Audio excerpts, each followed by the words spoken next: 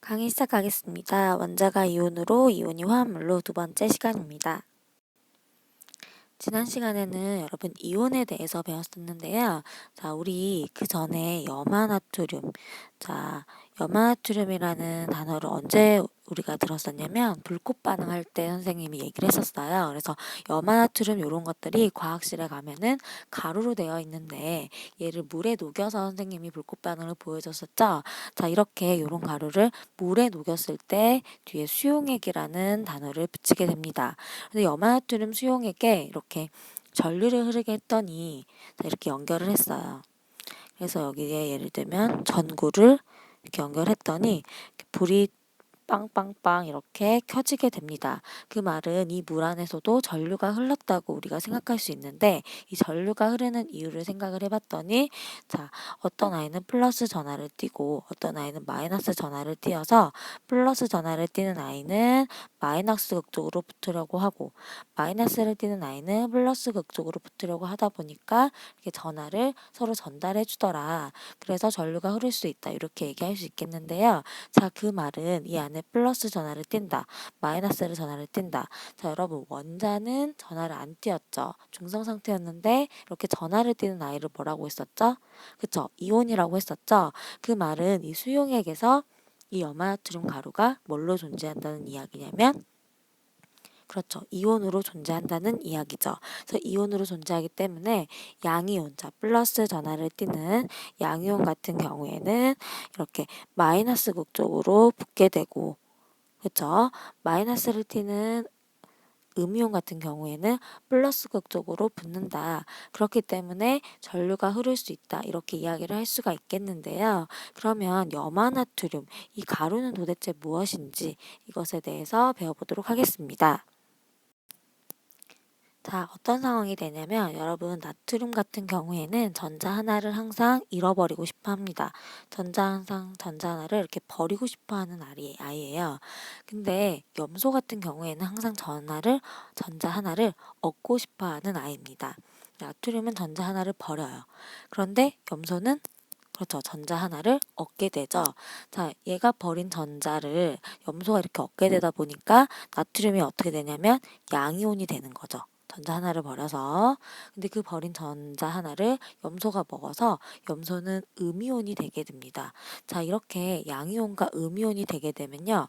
얘네들이 뭘 발생하냐면 서로 이렇게 끌어당기는 힘이 발생하는데 이 힘을 뭐라고 하냐면 정전기적인 인력이라고 우리가 이야기를 하죠. 자, 나트륨 이온, 그다음에 이렇게 염소죠. 소는 선생님이 화로 바뀐다 그랬죠. 염화이온, 나트륨 이온과 염화이온이 만나서 정전기적인 인력이 발생하게 됩니다. 그러다 보니까 서로 붙게 되죠.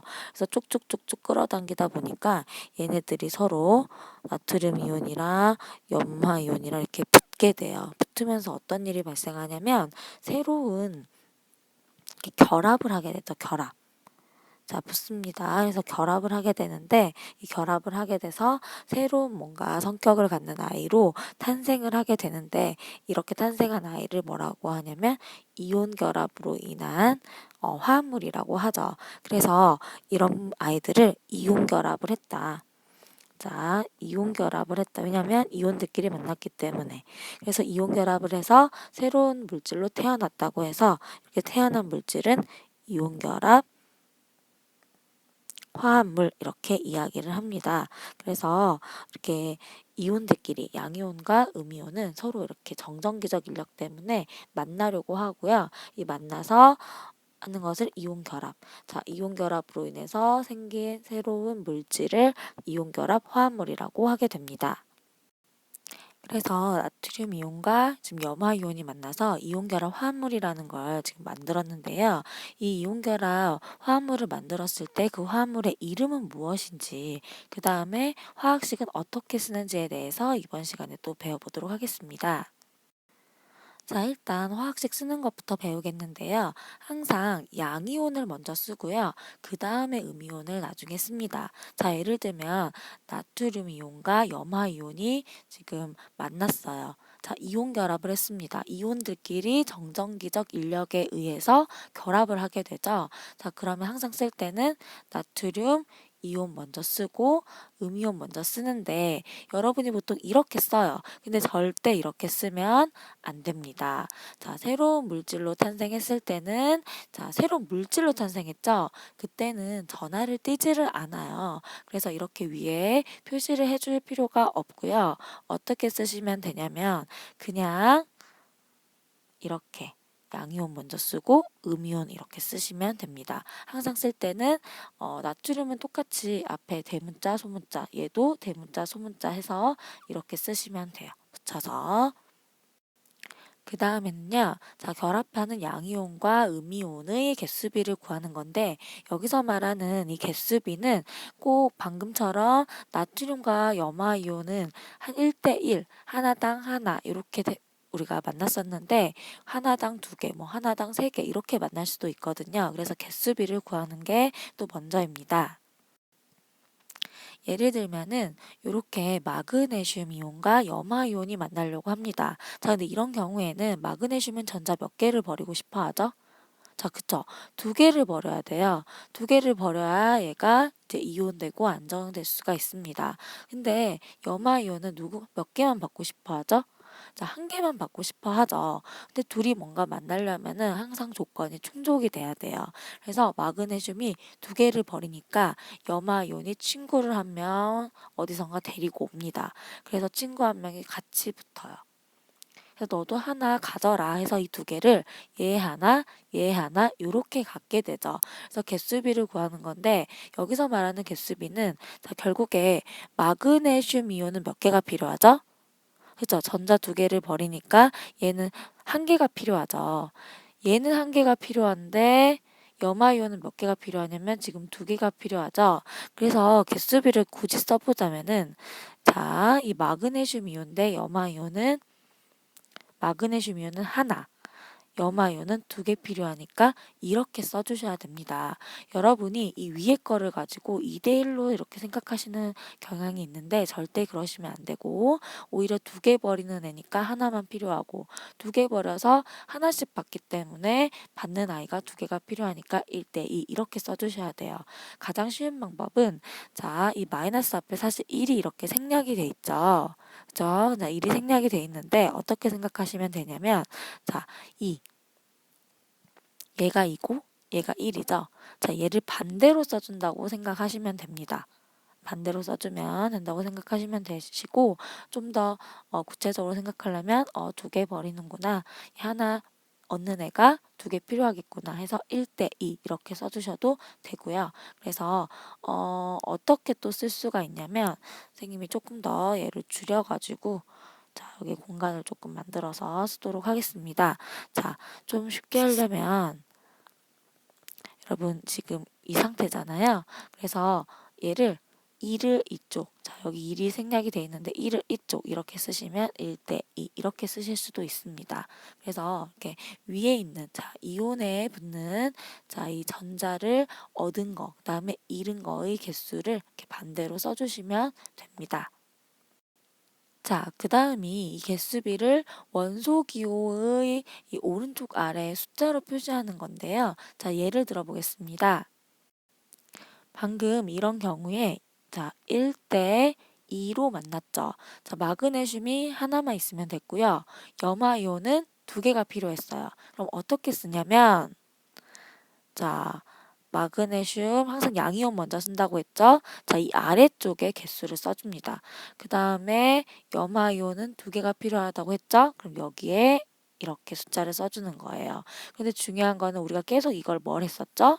그쵸? 생략이 가능했었죠? 그렇기 때문에 얘를 어떻게 쓸 수 있냐면 Mg 이렇게 쓰고 Cl 이런 식으로 써주시면 됩니다.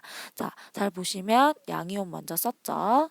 그쵸? 그 다음에 개수비 구했었죠? 이 개수비를 여기 아래에다가 이렇게 적어주시면 됩니다. 자, 그러면 썼으면 읽어야겠죠? 방금 했었죠? 자, 일단 나오면은 양이온 먼저 쓰고 개수비를 구하면 되죠. 자, 개수비 아까 방금 했습니다. 1대2 해서 이런 식으로 지금 썼었는데, 자, 읽을 때는 조금 달라요. 여러분, 이걸 읽을 때는요, 항상 음이온 먼저 읽습니다. 자, 음이온이 염화이온이었죠? 마그네슘이 지금 양이온이었죠? 그러면은 어떻게 말하냐면 염화. 자, 음이온 먼저 읽어요. 그 다음에 마그네슘 이렇게 읽습니다. 그래서 언제나 읽을 때는 뭐부터 읽냐면 음이온 먼저 읽는다. 음이온 먼저 읽고 그 후에 양이온을 읽는다. 이렇게 여러분이 알아두셔야 돼요. 그래서 언제나 음이온을 먼저 읽는다. 이렇게 보시면 되시고, 선생님이 만약에 좀 더 예를 한번 들어보자면 방금 같이 아까 얘기했었죠. 나트륨 이온이랑 염화 이온 이렇게 있었는데 얘는 1대1로 만나겠죠. 그러면 양이온 먼저 쓰면 Na, 음이온 먼저 쓰면 이렇게 쓰는데, 자, 그럼 이거 어떻게 읽으면 되겠죠? 자, 음이온 먼저 읽죠. 음이온이 누구죠? 그쵸, 염화 이온이죠. 그럼 읽을 때는 염화. 자, 이온을 뺍니다. 이제 이온이 아니기 때문에. 그 다음에 나트륨 이렇게 쓰시면 돼요. 자, 여러분 원래 이온이었지만 이온들끼리 이온 결합을 해서 새로운 물질로 만들어져 있는 이런 이미 만들어진 경우에는 전하를 띄지 않고 이 상태도 중성 상태다. 이렇게 알고 계셔야 됩니다. 하지만 얘를 물에 녹였을 때는 어떻다? 그쵸. 이온으로 존재한다. 이렇게 생각을 해주셔야겠죠. 그래서 전류가 흐를 수 있었죠. 자, 예를 하나 더 보겠습니다. 이런 경우에 어떻게 하면 될까요? 자, 비율 한번 구해볼까요? 나트륨은 전자 하나를 있습니다. 그런데 산화이온은 자, 두 개를 얻고 싶어 해요. 그런데 두 개를 얻고 싶어 하는데 얘는 하나만 읽기 때문에 얘한테 줄 하나가 더 필요하겠죠. 그래서 만날 때는 2대1로 만납니다. 자, 그럼 써볼까요? 양이온 먼저. 양이온이 두 개 필요하죠. 그 다음에 산화이온은 그쵸? 하나만 필요하니까 이른 생략을 하면 되겠죠? 자, 근데 읽을 때는 어떻게 읽는다? 그렇죠. 자, 뒤에 거 음이온부터 읽는다. 자, 음이온이 누구죠? 그쵸? 산화이온이죠? 그럼 읽을 때는 산화 먼저 읽고 산화 읽고 그 다음에 나트륨. 자, 여러분 선생님 마그네슘을 쓸 뻔했습니다. 자, 산화, 나트륨 이렇게 읽으시면 됩니다. 그래서 자, 여기서 세 가지 알아두시면 됩니다. 양이온 먼저 쓰기, 개수비 구하기, 그 다음에 그죠, 원소 기호 이 아래쪽에 이런 식으로 숫자 넣기, 읽을 때는 음이온 먼저 읽기, 이 정도 알아두시면 되겠습니다. 그래서 오늘 핵심 내용은요, 수용액에서 전류 흐르는 이유 첫 번째 간단하게 얘기했었죠. 이거 알아두셔야 되고, 아까 이온 결합, 이온들끼리 만나서 이온 결합을 해서 새롭게 물질을 만드는데 그런 새로운 물질을 화합물이라고 한다. 이온 결합 화합물이라고 한다. 그런데 이 화합물을 자, 화학식으로 나타내야 되고 읽을 수가 있어야 되겠죠. 그래서 다양한 이온들을 여러분이 결합해 보는 것을 수업 시간에 연습해 보도록 하겠습니다. 오늘은 여기까지 하겠습니다. 수고하셨습니다.